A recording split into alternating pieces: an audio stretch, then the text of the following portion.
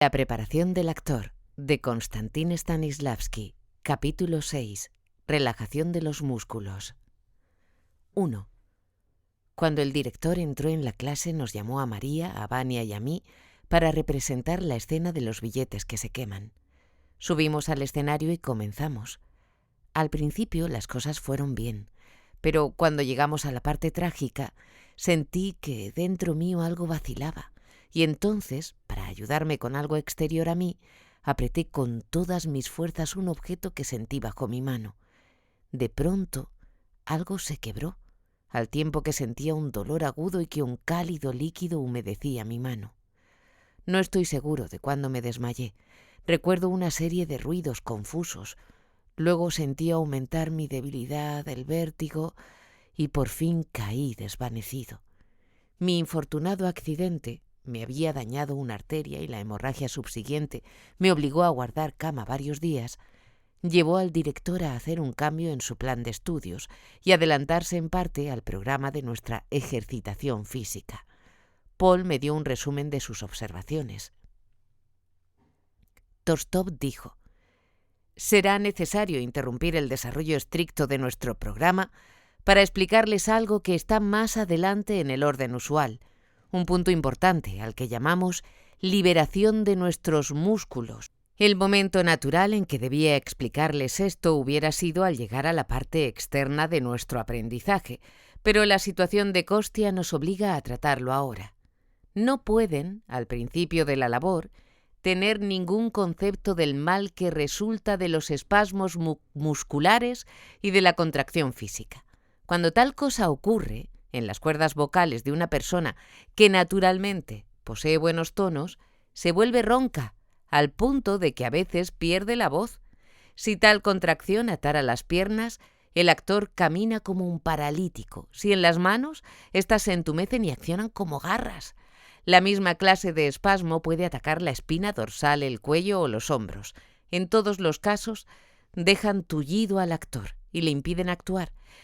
Pero lo peor es cuando esta situación afecta el rostro, torciendo sus gestos, paralizándolo o petrificándolo. Los ojos se escapan de las órbitas, los músculos contraídos dan al actor un aspecto desagradable, haciéndole expresar lo contrario de lo que pasa en su interior, sin relación alguna con sus emociones. Los espasmos pueden atacar el diafragma y otros órganos relacionados con la respiración, interrumpir la respiración normal y determinar la falta de aire. Esa tensión muscular afecta también otras partes del cuerpo y no puede tener más que un efecto nocivo sobre las emociones que el actor está experimentando, en la expresión de ellas y en el estado general del sentimiento. Para convencerlos de cómo la tensión física paraliza nuestras acciones y está ligada a nuestra vida interior, hagamos un experimento. Hay allí un gran piano, traten de levantarlo. Los estudiantes por turno hicieron enormes esfuerzos y solo lograron levantar una punta del pesado instrumento. Mientras sostiene el piano, multiplique rápidamente por 37, dijo el director a uno de los estudiantes. No puede, ¿eh? Bien, entonces utilice su memoria visual y recuerde todos los negocios de la calle, desde la esquina hasta el teatro. ¿Tampoco? Cante entonces la cavatina de Fausto. ¿Nada?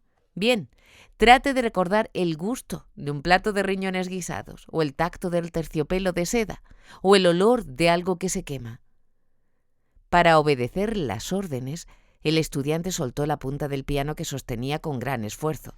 Descansó un momento, recordó las preguntas que le hicieron, dejó que se hundieran en su conciencia y luego comenzó a responderlas, recordando todas las sensaciones perdidas. Recién entonces renovó su esfuerzo muscular y con mucha dificultad volvió a levantar la punta del piano. «Ya ven», dijo Torstov, «que a fin de contestar a mis preguntas, ha tenido que soltar el peso y relajar los músculos. Solo entonces pudo dedicarse íntegramente a la operación de sus 5 sentidos». ¿No prueba eso que la tensión muscular interfiere en la experiencia emotiva interior? Mientras tengan esa tensión física, No podrán ni siquiera pensar en los delicados matices del sentimiento o de la vida espiritual del papel de cada uno. En consecuencia, antes de tratar de crear nada, es necesario para ustedes tener los músculos en condiciones apropiadas, de manera que estos no les impidan los movimientos. Un ejemplo convincente lo tenemos en el accidente de Kostia. Esperemos que esta desgracia les servirá a él y a ustedes de lección efectiva de lo que no deben hacer en el escenario. ¿Pero es posible liberarse de esa tensión?, preguntó alguien. El director recordó el actor descrito en Mi vida en el arte, que sufría de fuerte tendencia a espasmos musculares. Ayudado por hábitos adquiridos y constante control, pudo lograr que en cuanto ponía los pies en el escenario, sus músculos se relajaran. Lo mismo llegó a sucederle en los momentos críticos de la creación de su papel. Espontáneamente, sus músculos trataban de liberarse de toda tensión. Hay obras al lado de la escuela. No es únicamente un fuerte espasmo muscular general el que impide el funcionamiento correcto. Hasta la más pequeña presión en un punto dado puede detener la facultad creadora. Les daré un ejemplo. Cierta actriz, poseedora de un talento maravilloso, solo podía mostrarlo en raras y accidentales ocasiones. Por lo general, sus emociones eran reemplazadas por un esfuerzo bien visible. Se agotó tratando por todos los medios posibles de relajar los músculos, pero solo logró un éxito parcial. Accidentalmente, en las partes dramáticas de su papel, su ceja derecha se contraía, aunque ligeramente. Por eso le sugerí que cuando llegase a los pasajes difíciles de su papel, tratara de liberar el rostro de cualquier tensión. Cuando pudo lograrlo, el resto de los músculos de su cuerpo se relajó espontáneamente. Esa actriz se transformó, su cuerpo se aligeró, sus facciones adquirieron mayor movilidad y expresaron sus emociones internas más intensamente. Sus sentimientos habían hallado una salida libre a la superficie. Piensen en esto. La tensión de un solo músculo en un punto único había podido alterar todo el organismo, tanto espiritual como físicamente. Nicolás, que vino hoy a verme, afirma que el director dijo que es imposible liberar al cuerpo por completo de toda tensión innecesaria y que además de ser imposible, es también superfluo. Y sin embargo, Paul había sacado la conclusión, partiendo de las indicaciones de Torstov, de que la relajación de nuestros músculos es cosa necesaria, tanto cuando se está en el escenario como en la vida diaria. ¿Cómo pueden conciliarse esas contradicciones? Como Paul vino después de Nicolás, doy aquí su explicación. Por ser humano, el actor está inevitablemente sujeto a tensión muscular, que sobrevendrá cada vez que aparezca en público. Podrá desembarazarse de la tensión muscular de la espalda, pero ésta se hará sentir en el hombro. Desaparecerá allí, pero aparecerá en el diafragma. Siempre habrá tensión en uno u otro lugar del cuerpo. Entre las personas nerviosas de nuestra generación, la tensión muscular es ineludible y es tarea imposible pretender destruirla totalmente. No obstante, debemos luchar contra ella sin cesar. Nuestro método consiste en desarrollar una especie de control, algo así como un observador. Este debe cuidar por todos los medios de que no se localice en ningún lugar del cuerpo una cantidad adicional de contracción muscular. Este método de observación por uno mismo y de eliminación de toda tensión innecesaria se perfeccionará hasta que se convierta en un hábito mecánico subconsciente, y tampoco esto será suficiente. Debe ser un hábito normal y una necesidad natural, no solo en las partes más serenas del papel, sino especialmente en los momentos de mayor nerviosidad y esfuerzo físico. ¿Qué quieres decir con eso de que no se debe estar tenso en los momentos de excitación?, exclamé. No solo no debes estar tenso, explicó Paul, sino que tendrás que hacer el mayor esfuerzo por relajarte. Continuó repitiendo lo dicho por el director, referente a que los actores frecuentemente se ponen tensos en los momentos de excitación. Por lo tanto, en los instantes de gran tensión muscular, es especialmente necesario obtener una completa liberación de los músculos. En realidad, en los momentos culminantes del papel, la tendencia a descansar deberá ser más normal que la tendencia a la contracción. ¿Es en realidad factible?, pregunté. El director asegura que sí, dijo Paul. Agregó que aunque no es posible librarse de toda tensión en un momento de excitación, se debe sin embargo aprender constantemente a descansar. Dejen que la tensión aparezca, dice, si no la pueden evitar, pero hagan que de inmediato intervenga el control y la desaloje. Hasta que ese control se convierta en hábito mecánico, será necesario dedicarle gran parte del pensamiento, y eso nos apartará de nuestra labor creadora. Más tarde, esa relajación de los músculos será un fenómeno normal. Ese hábito se desarrollará a diario, constante y sistemáticamente, tanto durante nuestros ejercicios en clase como en casa. Deberá proseguir al acostarnos, al levantarnos, mientras trabajamos, caminamos o descansamos, y en los momentos de tristeza o de alegría. El control de nuestros músculos debe ser parte de nuestro arreglo físico, nuestra segunda naturaleza. Solo entonces dejará de interponerse cuando estamos haciendo trabajo creador. Si relajamos nuestros músculos solo durante las horas especiales destinadas a ese propósito, no obtendremos resultado alguno, porque tales ejercicios no son habituales, no pueden volverse hábitos inconscientes mecánicos. Cuando demostré que dudaba de la posibilidad de poder hacer lo que Paul me había explicado, dio como ejemplo las experiencias del propio director.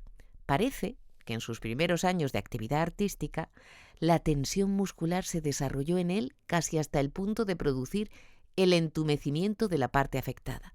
Y sin embargo, desde que ha descubierto el control mecánico ante una excitación nerviosa intensa, experimenta preferentemente la necesidad de relajar los músculos y no ha de someterlos a una tensión exagerada. 3. Hoy me visitó también Rachmaninoff, el ayudante del director, que es una persona muy agradable. Me trajo saludos de Torstov y dijo que había sido enviado para enseñarme algunos ejercicios. El director había dicho: Costia no puede, mientras está en cama, ocuparse de nada, por eso conviene que pruebe alguna manera apropiada de pasar el tiempo. El ejercicio consiste en yacer de espaldas sobre una superficie plana y dura, algo así como el suelo, y tomar nota de varios grupos de músculos de parte a parte del cuerpo que están tensos sin necesidad. Siento una contracción en el hombro, cuello, omóplato y alrededor de la cintura. Las partes señaladas deberán relajarse al momento y descubrir otras. Traté de hacer este sencillo ejercicio frente a Rachmaninoff, salvo que en vez de estar en el suelo, estaba sobre una cama blanda. Después de relajar los músculos tensos y dejar solo los necesarios para aguantar el peso del cuerpo, nombré los siguientes lugares: los 2 omóplatos y la base de la espina dorsal, pero Rachmaninoff objetó. «Deberá hacer lo que los niños y animales hacen», dijo con firmeza. Parece que si acostamos un niño o un gato sobre la arena a descansar o dormir, y luego lo levantamos con cuidado, se verá la marca de todo su cuerpo sobre la superficie blanda. Pero si se hace el mismo experimento con una persona de nuestra nerviosa generación, todo lo que se verá sobre la arena serán las marcas de los hombros y de la parte posterior del cuerpo, mientras que el resto, gracias a la crónica tensión muscular, no tocará nunca la arena. Al fin de producir una impresión escultural sobre una superficie suave, cuando estamos echados, debemos desembarazar nuestro cuerpo de toda contracción muscular. Esto dará a la vez una mejor posibilidad de descanso, al punto de que en media hora o en una hora se logra más descanso que en toda una noche en que el cuerpo ha estado en posición forzada. No es de extrañar entonces que los conductores de caravanas utilicen este método. No pudiendo permanecer en el desierto mucho tiempo, solo pueden dedicar escasas horas al descanso, de modo que en lugar de un descanso prolongado obtienen igual resultado, liberando el cuerpo de toda tensión muscular.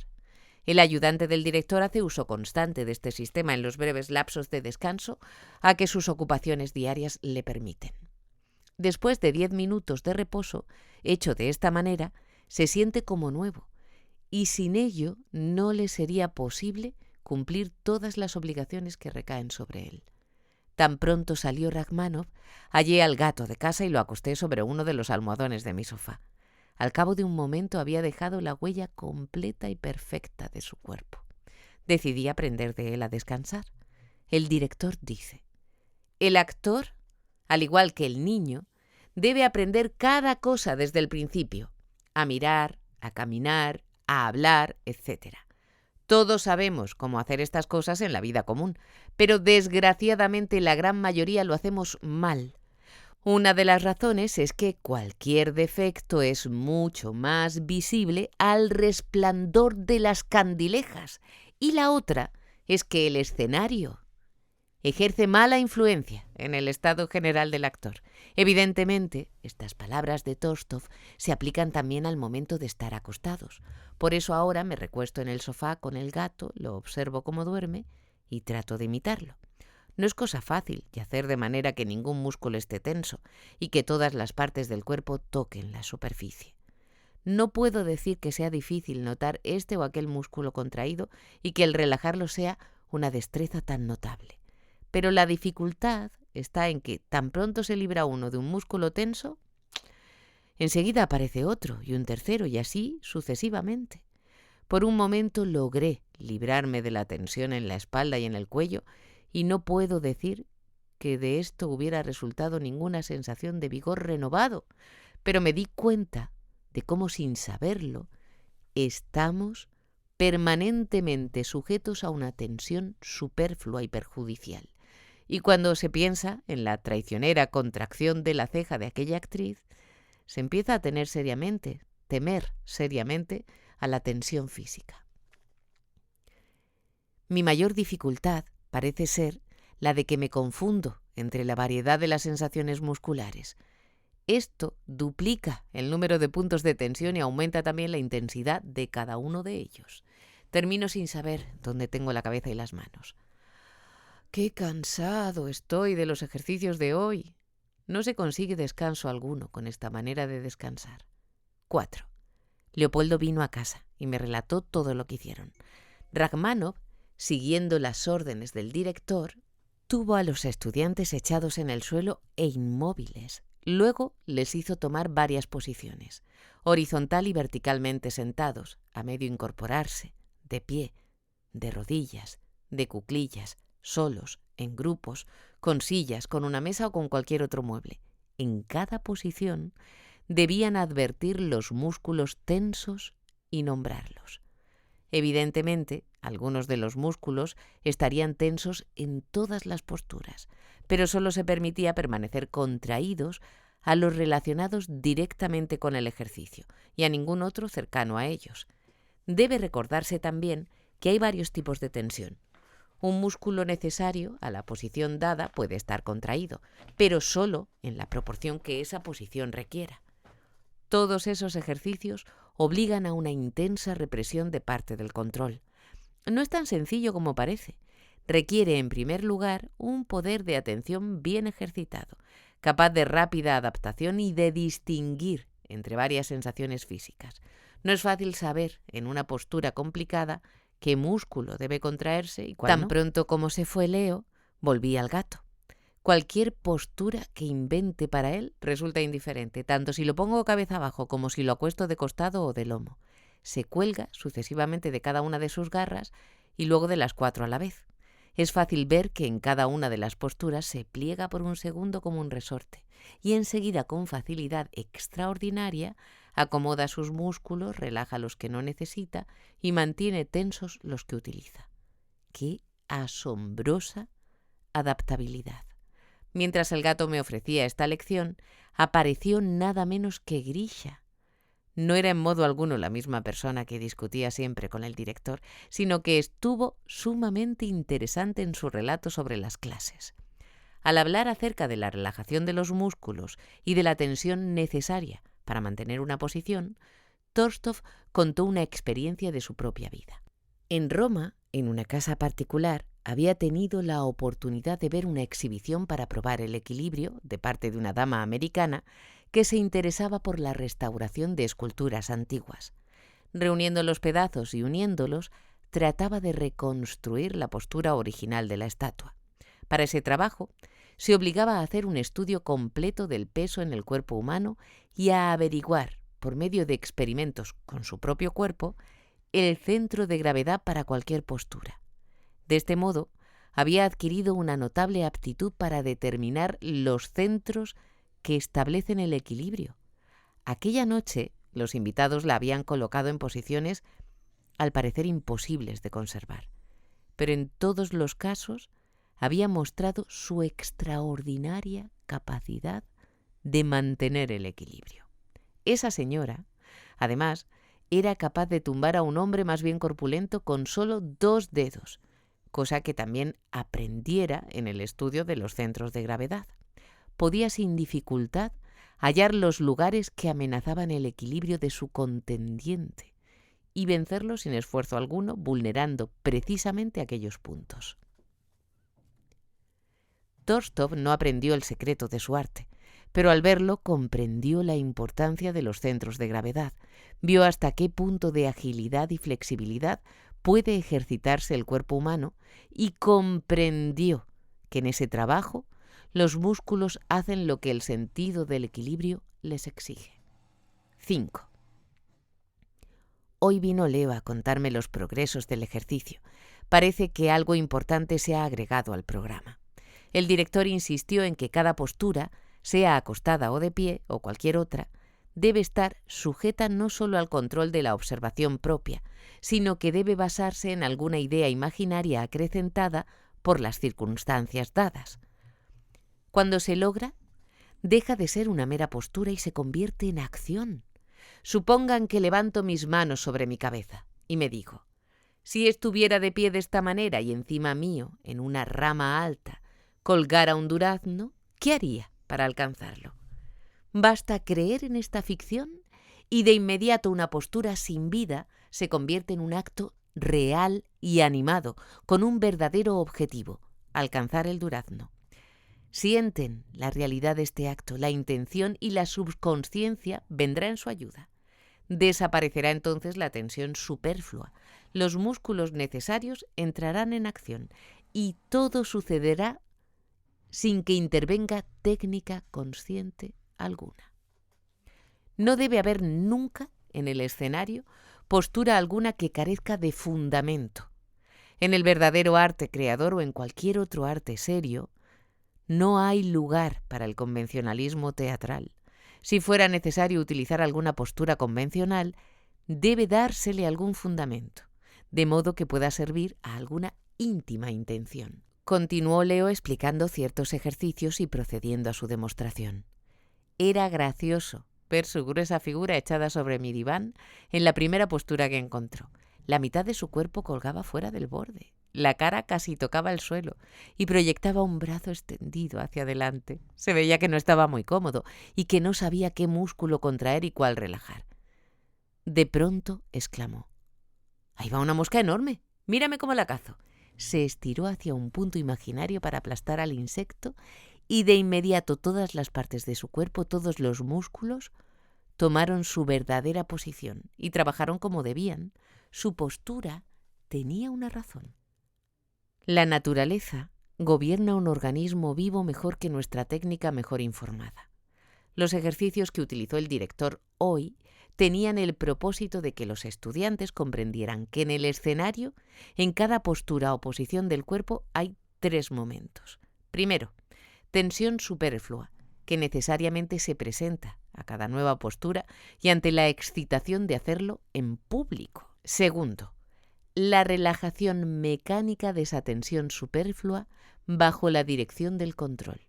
Tercero, justificación de la postura si ésta por sí misma no convence al actor. Después que Leo se fue, le llegó el turno al gato de ayudarme a ensayar esos ejercicios y comprender su significado. Para tornarlo dócil, lo coloqué a mi lado en la cama y lo acaricié, pero en vez de permanecer allí, saltó al suelo por encima mío y se escabulló felinamente hacia el rincón donde por lo visto olfateó alguna presa. Observé con la mayor atención cada uno de sus movimientos. Para ello debía agacharme, lo cual me resultaba difícil por el vendaje, de modo que renuncié al flamante control de músculos para probar mis propios movimientos. Al principio las cosas fueron bien, porque flexionaba los músculos que era preciso, y esto porque existía un objetivo real. Pero en el momento que transferí la atención del gato hacia mi persona, todo cambió. Se evaporó mi concentración. Sentí la presión muscular en todas las partes del cuerpo y los músculos que debía utilizar para mantener mi posición estaban tan tensos que parecían a punto de acalambrarse, cosa que se hacía extensiva a los músculos cercanos. Repetiré ahora la misma posición, me dije, y así lo hice. Pero como el verdadero objetivo había desaparecido, la postura carecía de vida. Al verificar el trabajo de los músculos, encontré que cuanto más consciente era de mi actitud para con ellos, se introducía una nueva tensión que hacía difícil reparar lo superfluo de lo necesario. Enseguida me interesé por una mancha oscura que había en el piso. Me agaché para tocarla, para saber qué era, y resultó ser un defecto de la madera.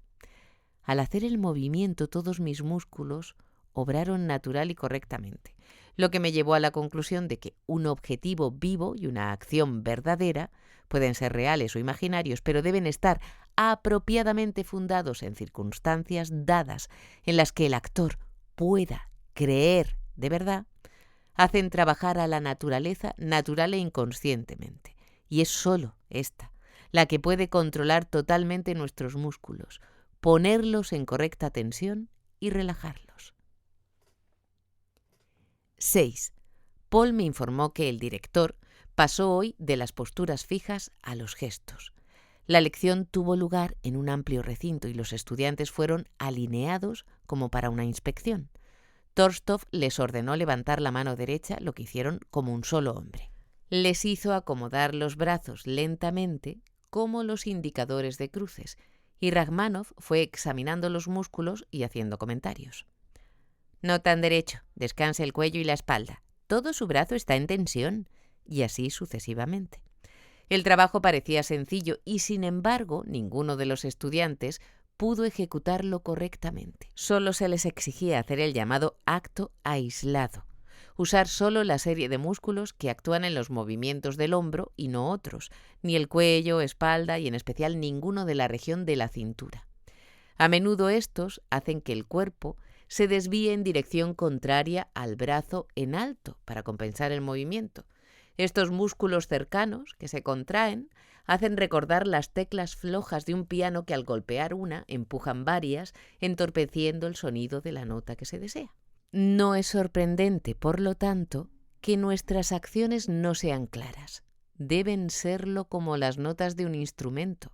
De lo contrario, los movimientos que acompañan un papel no serán apropiados y su ejecución será, por fuerza, oscura y carente de arte. Cuanto más delicado el sentimiento, tanta más precisión, claridad y cualidad plástica requiere su expresión física. Paul continuó diciendo: la impresión que conservo de la lección de hoy es que el director nos desmontó a todos en parte como si fuéramos maquinarias. Ordenó cada uno de los pequeños huesos, los aceitó, los reunió y de nuevo procedió luego al montaje. Desde ese proceso me siento decididamente más flexible, ágil y expresivo. ¿Qué otra cosa sucedió?, pregunté. Insistió en que cuando utilicemos un grupo aislado de músculos, sean del hombro, del brazo, de la pierna o de la espalda, todas las demás partes del cuerpo deben permanecer libres y sin tensión. Por ejemplo, al levantar un brazo con ayuda de los músculos del hombro y contrayendo los que son necesarios para el movimiento, se debe dejar el resto del brazo, el codo, la muñeca y los dedos, todas las articulaciones, en una palabra, pender laxas por completo. ¿Pudieron hacerlo?, pregunté. No, admitió Paul, pero tuvimos una idea de cómo será cuando lleguemos a ese punto. ¿Es realmente tan difícil?, pregunté perplejo. Al principio parece fácil, y sin embargo ninguno de nosotros fue capaz de hacerlo con corrección. Por lo visto no será posible escapar a la transformación total si es que vamos a adaptarnos a las exigencias de nuestro arte. Los defectos que en la existencia común pasan por alto fácilmente, a la luz de las candilejas resultan mucho más visibles y hacen en el público una fuerte impresión. El motivo es fácil de hallar. En el escenario, la vida se muestra de tamaño reducido, como en las lentes de la cámara. La gente mira hacia él con catalejos, de la misma manera que observan una miniatura con lente de aumento. Por consiguiente, ni el más ligero pormenor escapa a su observación. Si unos brazos torpes son aceptables en la vida diaria, en el escenario son simplemente intolerables, pues dan al cuerpo una rigidez de palo y los hace parecer un maniquí.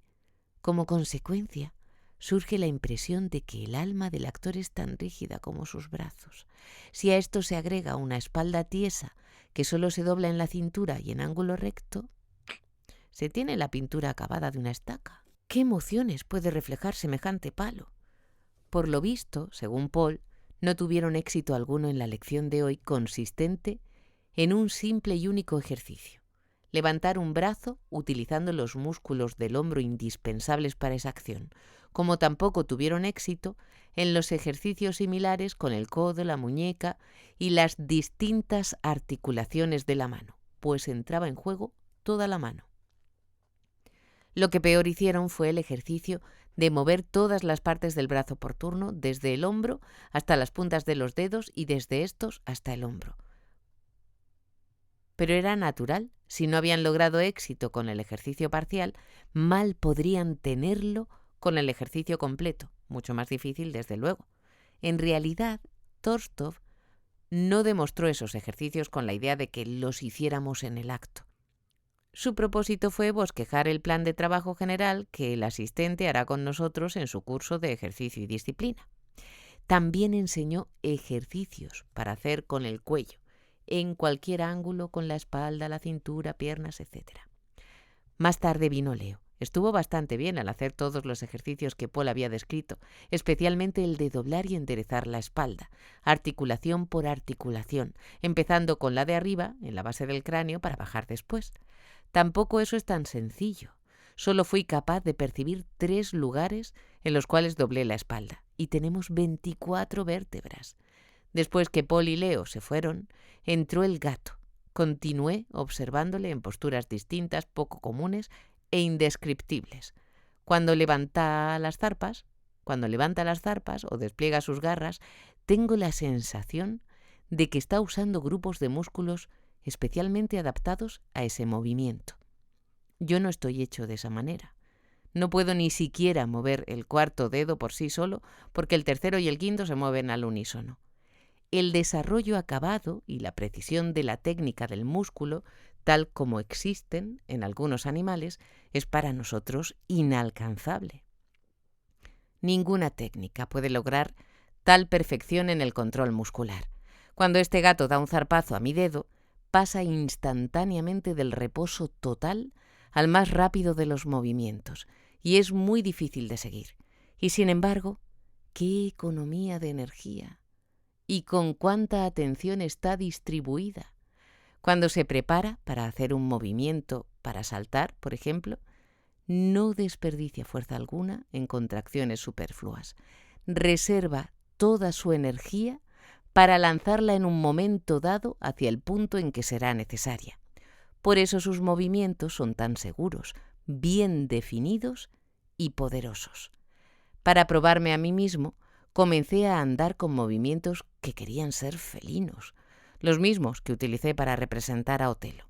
Cuando había dado un paso, todos mis músculos se endurecieron y recordé con lucidez cómo me había sentido en la representación de prueba y comprendí cuál había sido en ese momento mi principal error.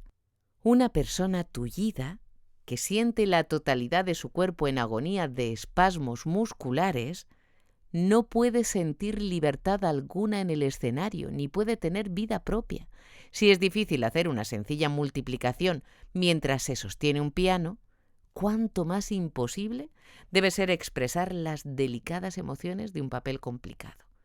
Qué buena lección nos dio el director en aquella representación de prueba, cuando hicimos todo lo malo con una seguridad tan perfecta. Fue una manera sabia y convincente de probar su punto de vista.